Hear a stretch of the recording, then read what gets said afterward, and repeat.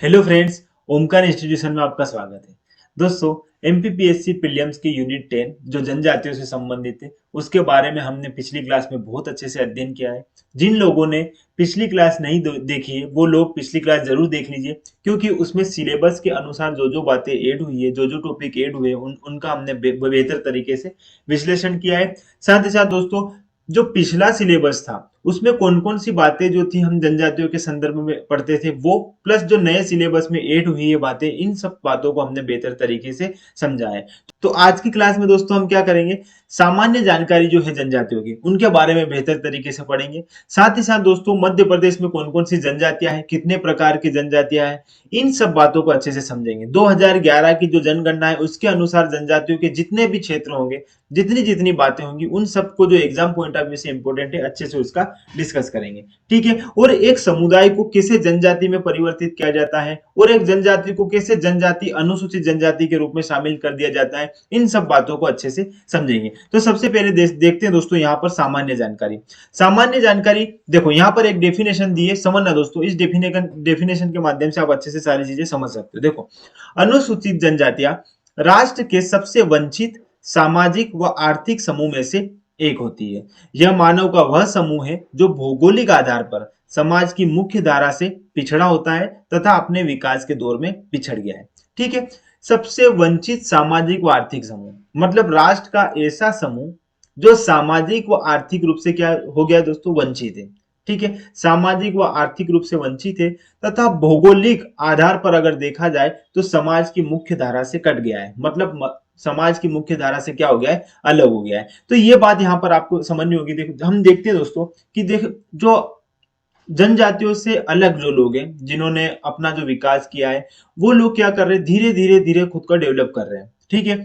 उनने पहले जो उनकी रहन सहन थी, अपनी लाइफ स्टाइल थी, उनमें परिवर्तन करके धीरे धीरे धीरे धीरे धीरे वो मॉडर्न जमाने की ओर बढ़ते जा रहे हैं। लेकिन अगर जनजातियों के संदर्भ में मैं बात करूं तो जनजातियां आज भी दोस्तों उनकी पुरानी परंपराएं जो चली आ रही थी, जो उनकी पद्धतियां थी, जो उनकी परंपराएं, जो रीति रिवाज थे, उनका रहन सहन, लाइफ स्टाइल जो भी है, वो एज इट इज वैसे ही फॉलो करती आ रही। बस कुछ ही उनमें आंशिक रूप से परिवर्तन हुआ है, लेकिन इतना अच्छा खासा परिवर्तन नहीं हुआ है। तो वो आज भी उसी अवस्था में है, वो समाज की मुख्य धारा में आज भी पिछड़े हुए हैं, क्योंकि उन्होंने खुद का विकास करना चाहा ही नहीं। क्योंकि बहुत सारा ऐसा क्षेत्र है, आज भी हम देखते हैं दोस्तों, ऐसी जनजातियां ऐसे ऐसे ऐसे क्षेत्रों में रहती है जहां न सड़कें रहती है, न बिजली रहती है, इंटरनेट। तो ये सारी चीजें आज भी उनके लिए अगर देखा जाए तो उनमें आज भी इन चीजों का क्या है, अभाव है। इसलिए वो उनका अच्छे से क्या नहीं कर पाई है, विकास नहीं कर पाई। इतनी बात समझ में आई। और यहाँ पर दोस्तों, एक प्रसिद्ध इतिहासकार रहे हैं डीएन मजूमदार। उन्होंने जनजातियों को लेकर एक बहुत अच्छी परिभाषा दी है, शायद इसी से आप अच्छे से इसको क्या कर पाओगे, समझ पाओगे। देखो, जनजाति परिवार, देखो जो जनजाति है ये परिवारों या परिवार के समूह का एक संकलन है। ठीक है। परिवार और परिवार के समूह का क्या है, एक संकलन है, जिसका एक सामान्य नाम होता है, जिसका एक सामान्य नाम होता है, जिसके सदस्य एक निश्चित भूभाग पर निवास करते हैं। देखो, सामान्य नाम मतलब उनकी कुछ भी, जैसे जनजातियां गोंड हुई, जैसे भील हुई, भारिया, अगरिया, सहरिया, बेगा, ये जनजातियां जो है इनका एक क्या है, पर्टिकुलर एक नाम है। ठीक है, सामान्य नाम है। फिर इनके सदस्य जो है एक निश्चित भूभाग पर निवास करते हैं। आप जानते हैं दोस्तों, इन सबके अलग अलग क्या है, अपने क्षेत्र हैं। आप देखोगे, अगर मध्य प्रदेश के संदर्भ में ही जनजातियों को देखोगे तो पश्चिमी क्षेत्र भीलों के अंतर्गत आ जाता है। पूर्वी क्षेत्र जो है मंडला और डिंडोरी वाला जो एरिया, यहाँ पर बेगा, ठीक है, बेगा जनजाति, गोंड जनजाति पाई जाती है। अगर मैं बैतूल और होशंगाबाद और ये वाला एरिया देखो तो यहाँ पर कोरकू जनजाति पाई जाती है। ऊपर अगर नॉर्थ में जाऊं मैं मध्य प्रदेश के, तो सहरिया जनजाति, जो ग्वालियर भिंड मुरैना वाला जो एरिया है, इस साइड सहरिया जनजाति। तो इस तरह इनका क्या है, एक भौगोलिक विस्तार भी है ना। एक निश्चित भूभाग में ये निवास करती है, सामान्य भाषा में बोलती है, सामान्य इनकी भाषा होती है दोस्तों। साथ ही साथ विवाह, व्यवसाय और उद्योग, इन विषयों में क्या करती है, कुछ निषेधों का पालन करती है। इनकी जो विवाह पद्धतियां है दोस्तों, ये थोड़ी क्या रहती है, अलग रहती है। व्यवसाय, उद्योग, इन सब में क्या करते हैं, खुद को ये हमारे जैसे देखते हैं ना, सामान्य रूप से अगर जैसे व्यवसाय, उद्योग, इनसे थोड़ा सा क्या करते हैं, ये अलग अपना रवैया अपनाते हैं। ये व्यवसाय और इन पर ज्यादा इतना वो एफर्ट्स नहीं डालते हैं, ना इतना ध्यान देते हैं। ठीक है। ये सारी बातें जो है आपको जनजातियों की एक सामान्य समझ जो है होनी चाहिए, वो आपके सामने यहाँ समझाइए। अब अगली बात समझना दोस्तों। अब हम सब 10th यूनिट में पढ़ेंगे अनुसूचित जनजातियां, ठीक है। अनुसूचित जनजातियों में ये आती है, अनुसूचित जनजातियों के बारे में, वो उनकी विवाह पद्धति, परंपराएं, है ना, कल्चर उनका सारा पढ़ेंगे। लेकिन एक समुदाय जो है, प्रारंभिक रूप से तो यह एक समुदाय ही रहा होगा, इस समुदाय को किस तरह अनुसूचित जाति के रूप में अनुसूचित जनजाति के रूप में डाला जाता है, तो इसकी भी एक प्रोसेस समझना दोस्तों, ये इंपॉर्टेंट है थोड़ा सा। मान लो एक राज्य जो है, यहां पर मैं बना देता हूं, ये है एक राज्य, ठीक है। अब ये राज्य क्या करेगा दोस्तों, ये है राज्य, ठीक है, और इस राज्य में बसा हुआ है यहाँ पर एक समुदाय, ठीक है। अब इस समुदाय को अनुसूचित जनजाति के रूप में किस तरह शामिल किया जाएगा, ये बात मैं आपको बता रहा हूं, क्योंकि ये बात इंपॉर्टेंट है, ये समझ होना जरूरी भी है। तो क्या करेगा, जिस राज्य में ये समुदाय निवास करता है या ये जनजातियां जो निवास करती है, तो ये राज्य क्या करेगा, संबंधित राज्य जो रहेगा, ये क्या करेगा, इसकी समीक्षा करेगा और देखेगा कि हाँ, इतनी सारी जो पॉपुलेशन है, ये जो इस जनजाति से बिलोंग करती है, तो इनको अनुसूचित जनजाति के रूप में क्या कर देना चाहिए, शामिल कर देना चाहिए। तो ये क्या करेगा, यहाँ पर जो है जनजाति मंत्रालय के पास ये जो है अपनी बात रखेगा, किसके पास, जनजाति मंत्रालय, ये यहां मैं लिख देता हूं, जनजाति मंत्रालय, ठीक है। अब दोस्तों ये जो जनजाति मंत्रालय है, ये इसकी क्या करेगा, समीक्षा करेगा, समीक्षा। अब जनजाति मंत्रालय जो है अच्छे से इसकी क्या करेगा, समीक्षा करेगा कि इतनी सारी जनजाति जो है, ये जो समुदाय है, जो इसमें इतनी पॉपुलेशन रहती है, अब ये जो है जनजाति, अब क्या करेगा, कितनी पॉपुलेशन है, कितनी सारी संख्या है, इन सब के बारे में आकलन करेगा।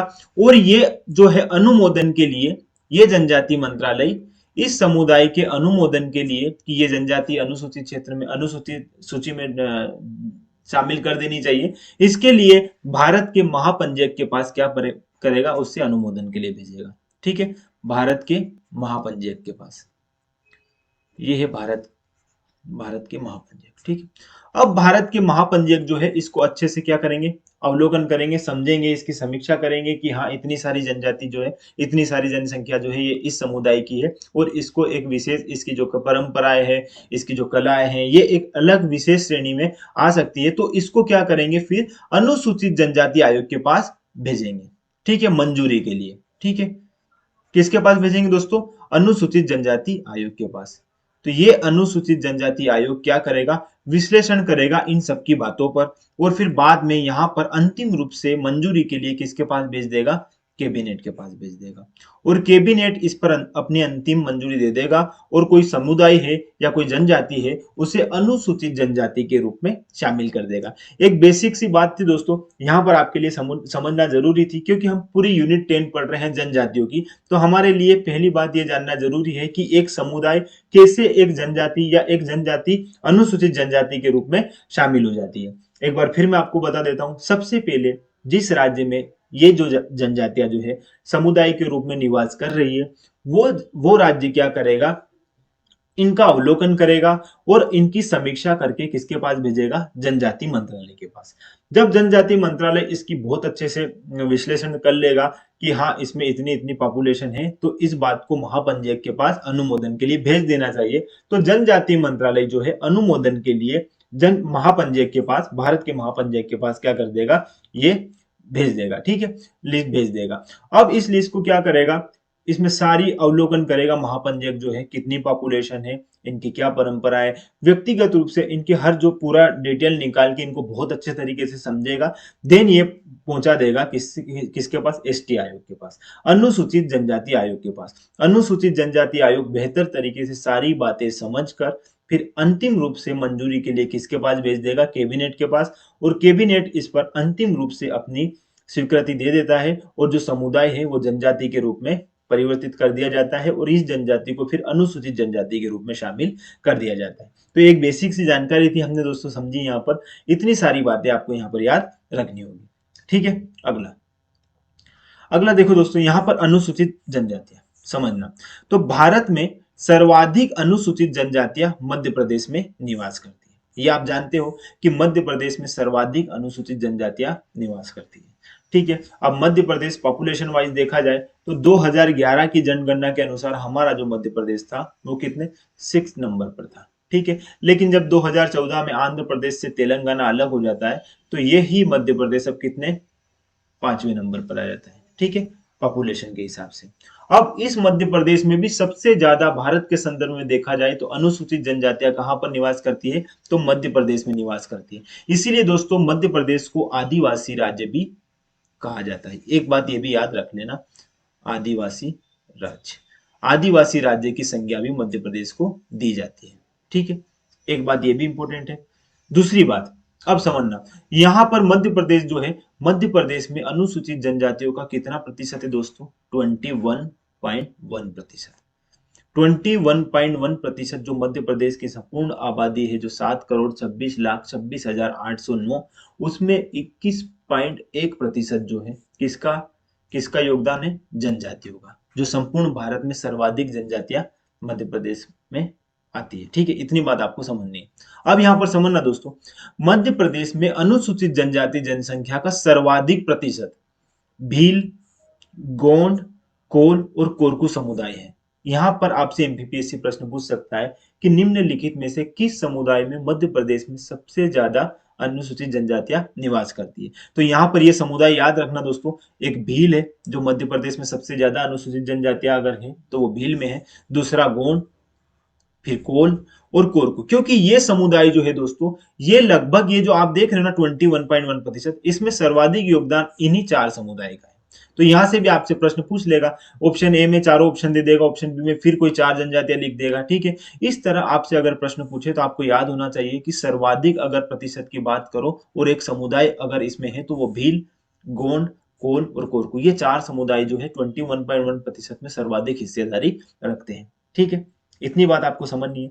अगला समझना दोस्तों, अगर यहां पर देखोगे आप, ये जो है आप 21.1% देख रहे हो, ठीक है, इसमें अगर देखोगे तो मध्य प्रदेश में सर्वाधिक जनजाति वाला जो जिला है वो आपका धार है, ठीक है, ये सर्वाधिक जनजाति वाला जिला है, ठीक है, और इसमें कितनी, तो लगभग दोस्तों 12 लाख, कितनी, 12,22,000, लगभग 12,22,000 जो है पॉपुलेशन इसमें निवास करती है। अगर मैं परसेंटेज के हिसाब से देखूं तो सर्वाधिक परसेंटेज वाला जिला कौन सा है जनजातियों में, तो वो है आपका अलीराजपुर, अलीराजपुर, लगभग 89.9% के आसपास इसमें जनजातियां निवास करती है। ये बात भी आपको यहाँ पर याद रखनी होगी, ये एक इंपॉर्टेंट फैक्ट है, दोनों आपसे अगर पूछेगा तो आपसे ये बनना चाहिए, ठीक है। बाकी इसमें ज्यादा कुछ भी नहीं है। जो भील के बारे में अगर देखोगे तो ये मध्य प्रदेश के पश्चिमी क्षेत्र में निवास करती दोस्तों, ठीक है, भील, जिसमें धार, झाबुआ, अलीराजपुर, ये जो झाबुआ अलीराजपुर वाला जो बेल्ट है ये इसी के अंतर्गत आएगा। गोंड जो है दोस्तों ये मध्य भारत, मध्य प्रदेश में भी पाई जाती है, और भारत में सर्वाधिक पाई जाने वाली अगर जनजाति कोई सी है तो वो गोंड है, ठीक है, इतनी बात समझना। कोल जो है दोस्तों ये भी उत्तर पूर्वी मध्य प्रदेश में, कोरकू जो है आपका बैतूल, होशंगाबाद, ये वाला एरिया जो है, ये सारी बातें आपको मैं बहुत बेहतर तरीके से समझाऊंगा। अभी सिर्फ जनजातियों को लेकर एक छोटी सी समझ जो होनी चाहिए वो आज इस वीडियो के माध्यम से मैं आपको बताना चाह रहा हूँ, ठीक है। आगे जितनी भी सारी जनजातियां हैं बहुत बेहतर तरीके से सिलेबस वाइज जो जो बातें सिलेबस में मेंशन है उन सब बातों को बेहतर तरीके से हम समझेंगे, ठीक है। अगला, यहां पर दोस्तों 2011 की जनगणना के अनुसार, अब 2011 की जनगणना के अनुसार इसलिए क्योंकि प्रश्न यहां से बनेंगे दोस्तों, 2011 की जनगणना के अनुसार ही आपको जनजातियों के संदर्भ में डेटा जो है याद रखना पड़ेगा। मैंने सारी लिस्ट जो दी है इसमें वो लगभग लगभग सारी बातें कवर हो जाएगी, लेकिन फिर भी हम इनको और आगे बेहतर तरीके से समझेंगे। अभी समझना दोस्तों, यहाँ पर 2011 की जनगणना के अनुसार मध्य प्रदेश में जनजातियों की स्थिति, अगर कुल जनजातियों की बात करूंगा तो 1,53,16,784, ये एक बेसिक बात है जो आपको याद होनी चाहिए। लगभग 1,53,00,000 तो पता होना ही चाहिए कि मध्य प्रदेश में जनजातियों की कितनी जनसंख्या है, तो 1,53,00,000। दूसरा, अगर कुल जनसंख्याओं की बात करोगे दोस्तों तो ये मध्य प्रदेश की मैंने इधर दे रखी है, ये मध्य प्रदेश की रहेगी और ये जो है आपकी जनजातियों की रहेगी, ठीक है। सभी में आप इसी तरह समझेंगे, इस साइड मध्य प्रदेश के परिप्रेक्ष्य में हम देखेंगे और इस तरह जनजातियों के संदर्भ में। यहाँ पर कुल जनसंख्या देखना 7,26,26,809, ये आपको पता है 2011 की जनगणना के अनुसार मध्य प्रदेश की पॉपुलेशन है, और यहाँ ये जो है जनजातियों की है। जनजातियों की कितनी दोस्तों, 1,53,16,784। अब दोस्तों यहां पर आपने देखा है ये कितना प्रतिशत है, थोड़ी देर पहले मैंने बताया था, जो कि कुल पॉपुलेशन का 21.1% है, ये भी बात मैंने बताई। धार जिला जो है सर्वाधिक, जो है, ये जो धार है, सर्वाधिक अनुसूचित जनजातियों वाला जिला है। परसेंटेज के हिसाब से आपका अलीराजपुर है। ये सारी बातें हमने अच्छे से समझी है। अब देखना दोस्तों, यहाँ पर अगर पुरुष जनसंख्याओं की बात करूं तो मध्य प्रदेश में पुरुषों की जनसंख्या 3,76,00,000 है। लगभग लगभग याद करना आपको, थोड़ा थोड़ा ऐसा रहे दोस्तों कि आप अगर अगर चार ऑप्शन आपको वहां मिल रहे हैं तो पूरी जानकारी इतनी याद होनी चाहिए कि ऑप्शन देख के आपका राइट आंसर हो जाए। इतना डेटा है कि अगर पूरी पूरी डेट याद, पूरी पूरी बातें याद रखोगे तो थोड़ा लंबा पड़ जाएगा। बस इसको इतना याद रखना, 3,76,00,000 ये है, और ये जो है आपका 77 लाख, लगभग 77 लाख जो है पुरुषों की जनसंख्या है, ठीक है, जनजातियों में। और महिलाओं की अगर जनसंख्या की बात करूं जनजातियों में, तो ये है आपकी 75 लाख, ठीक है। और इधर 3,50,00,000 मध्य प्रदेश, पूरे मध्य प्रदेश में महिलाओं की जनसंख्या है 2011 की जनगणना के अनुसार। इंपॉर्टेंट बात जो है वो मैं आपको बता देता हूं दोस्तों, ये है कुल जनसंख्या में 10 की वृद्धि दर। दोस्तों 10 की वृद्धि दर होती क्या है, पहली बात ये समझना। 10 की वृद्धि दर 10 वर्ष के भीतर पॉपुलेशन में कितनी वृद्धि हुई है, कितनी उनकी संख्याओं में बढ़ोतरी हुई है, कमी हुई है, इस बात को ध्यान में रखकर बात जो है बताई जाती है 10 की वृद्धि दर के संदर्भ में, ठीक है। तो यहाँ पर मध्य प्रदेश की बात करूंगा दोस्तों 2011 की जनगणना के अनुसार, तो यह है 20.35%, ठीक है। तो ये है आपकी 10 की वृद्धि दर 2011 की मध्य प्रदेश की। और यहाँ देखो दोस्तों 25.2, ये मोस्ट इंपोर्टेंट बात है, आपको याद रखनी होगी, ये जनजातियों के संदर्भ में। तो जनजातियों की 2011 की जनगणना के अनुसार 10 की वृद्धि दर कितनी हुई, 25.2%, ठीक है। अगला समझना दोस्तों, कुल ग्रामीण जनसंख्या कितनी है, तो ये है आपकी लगभग 5,25,00,000 जो पूरे मध्य प्रदेश में। और इनकी देखो ग्रामीण जनसंख्या सर्वाधिक यहीं पर है, ये अधिकतर गांवों में ही निवास करती है। यहां देखोगे दोस्तों तो इनकी गांवों में जनसंख्या देखो 1,42,00,000।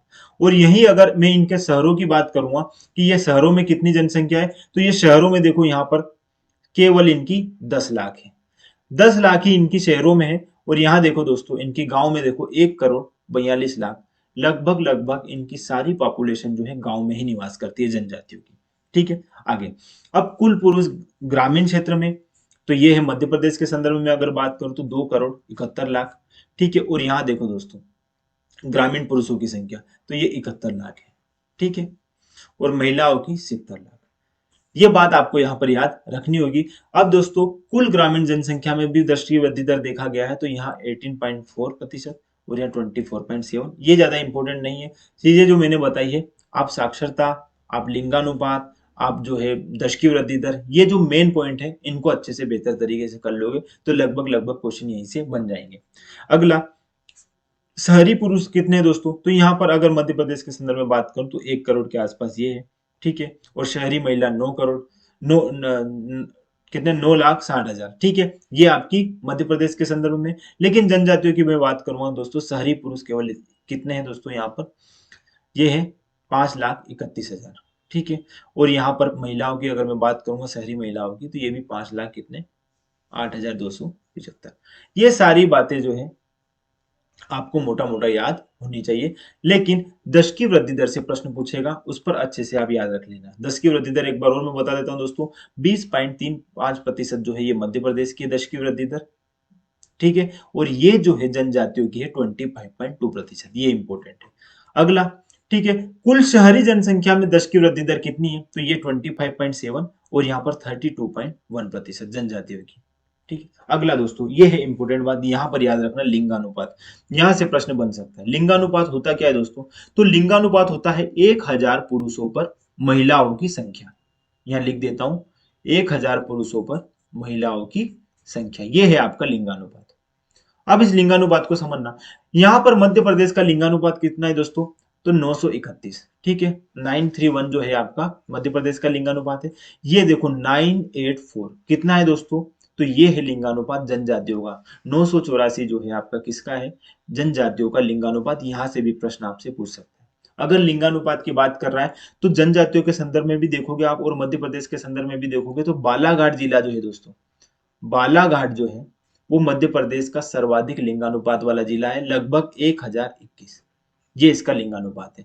दूसरा अगर देखोगे यहां पर, तो अलीराजपुर, अलीराजपुर जो है ये सेकेंड नंबर पे आपका क्या है, जिला है लिंगानुपात में, ठीक है, ये बात आपको यहाँ पर याद रखनी होगी दोस्तों। जनजातियों की बात है इसलिए आपको अलीराजपुर और बालाघाट ये दोनों बातें यहाँ पर याद, ये अच्छे से आपको समझनी होगी। ठीक है, क्योंकि ये जनजातियों वाले ही क्षेत्र है। अलीराजपुर जो है ये विशेष रूप से अगर देखोगे तो भील जनजातियों के संदर्भ में देखा जाता है ये जिला। ठीक है, अगर ग्रामीण लिंगानुपात की बात करूंगा तो और सर्वाधिक हो जाएगा इसका 986। ग्रामीण में तो और ज्यादा लिंगानुपात है।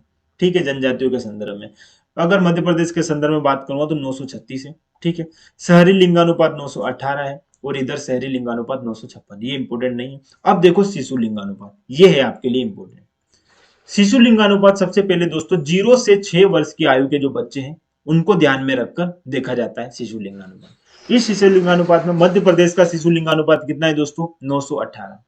मध्य प्रदेश का शिशु लिंगानुपात कितना है? 918 है। और यहां पर आप देखो 952 जो है आपका 952 जो है ये शिशु लिंगानुपात जनजातियों में, देखो कितना अधिक है दोस्तों। ये बात भी आप यहाँ पर समझना।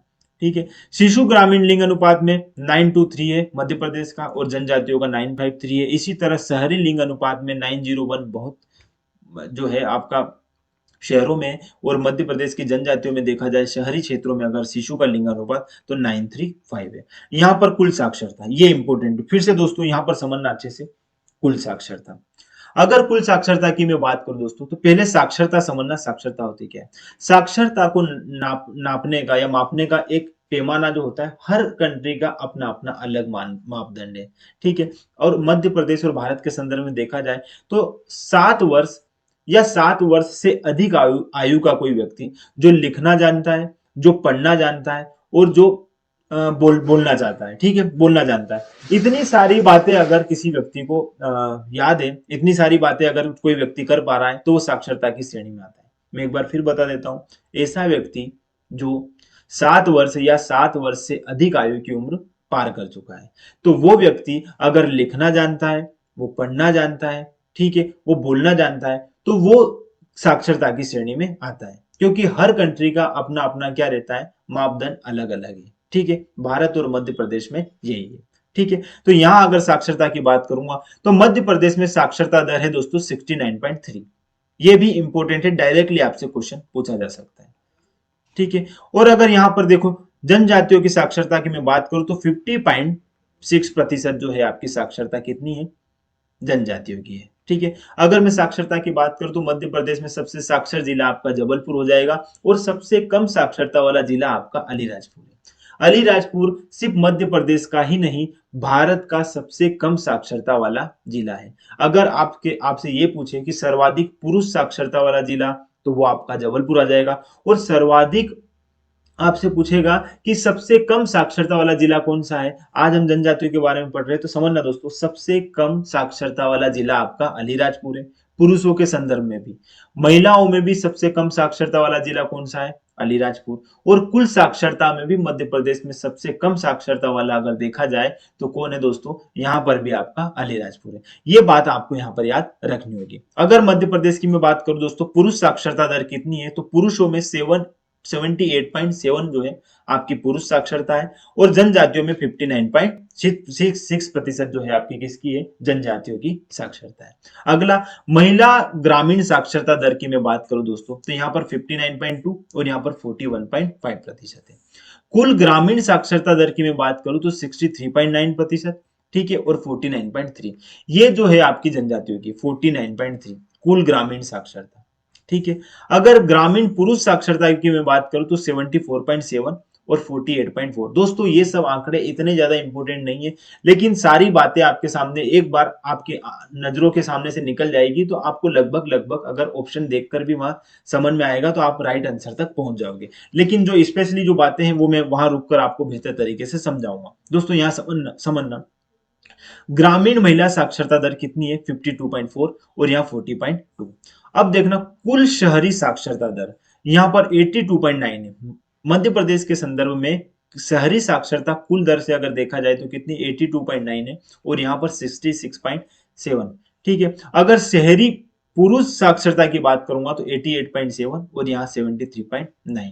इसी तरह शहरी महिला साक्षरता की भी बात करोगे दोस्तों तो 76.5 और यहाँ पर 59.2। ये सारी बातें आपको यहाँ पर याद रखनी होगी। जो इंपॉर्टेंट बातें थी मैंने आपको बता दी दोस्तों। देखो सबसे पहले यहाँ पर लिंगानुपात वाली बात अच्छे से याद रखना, ठीक है। शिशु लिंगानुपात वाली भी बात अच्छे से याद रखना और कुल साक्षरता दर की भी बात यहाँ पर याद रखना, ठीक है। यहाँ पर सबसे पहले हमने देखा था कुल पॉपुलेशन की बात याद रखना, पुरुषों में भी और महिलाओं में भी, ठीक है। साथ ही साथ दशकी जो जनसंख्या वृद्धि दर जो है इसके बारे में भी बेहतर तरीके से आपको यहाँ पर समझना होगा। ये सारे जो मेन मेन बिंदु अच्छे से ध्यान रखना है। बाकी जो डेटा है एक बार देख लेना ताकि एग्जाम में आप सही आंसर तक पहुंच सको, ठीक है। अगला, अब दोस्तों मध्य प्रदेश में जनजातियां। मध्य प्रदेश में कई जगह आप देखते हो 46 जनजातियां हैं, ठीक है। लेकिन अब समझना दोस्तों यहाँ पर बात, यहां पर देखोगे दोस्तों 43 जनजातियां।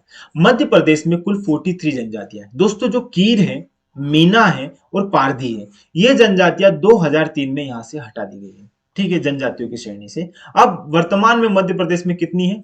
43 है। क्योंकि ये क्षेत्र जो है, अब यहां पर ये भी समझना, कीर, मीना और पारधी का जो रीजन हुआ करता था दोस्तों, ये भोपाल, ठीक है, यहां लिख रहा हूं भोपाल, ठीक है, विदिशा, ठीक है, रायसेन, ठीक है, ये वाला जो एरिया है, इन एरिया में जो है कीर, मीना, पारधी जनजाति निवास करती थी। लेकिन 2003 के पश्चात इनको क्या कर दिया? जनजातियों की श्रेणी से निकाल दिया गया। तो मध्य प्रदेश में अब कितनी है? 43 श्रेणियां जो है यहाँ पर शामिल है, ठीक है। तो ये बात भी यहाँ पर याद रखना दोस्तों। कौन कौन सी जनजातियां हैं उनके बारे में अच्छे से समझ लेते हैं। बहुत सारी जनजातियों के आपने नाम भी नहीं सुने हैं, लेकिन बहुत सारी जनजातियों के बारे में आप बहुत कुछ जानते हो, क्योंकि हम आप लोगों ने एमपीपीएससी प्रीलिम्स की पहले भी तैयारी करी है, इससे पहले भी आप मेंस पढ़े हो, तो वहां पर जनजातियों का बहुत अच्छे से आपने अध्ययन भी किया है। लेकिन कुछ जनजातियां ऐसी है जो नहीं है, जो आपने कभी सुनी भी नहीं है। तो परेशान नहीं होइएगा, क्योंकि जो हम पढ़ेंगे धीरे धीरे हमारे रूटीन में आएगी और सारी चीजें नॉर्मल हो जाएगी। समझना यहाँ पर, अगर या जिसके बारे में आप सबने सुना ही होगा दोस्तों, आंध, बेगा के बारे में भी आप जानते हो, भेना, भारिया के बारे में आप जानते हो, भूमिया, ठीक है, भतरा, भील के बारे में आप जानते हो, भिलाला के बारे में आप जानते हो दोस्तों, भील, मीना,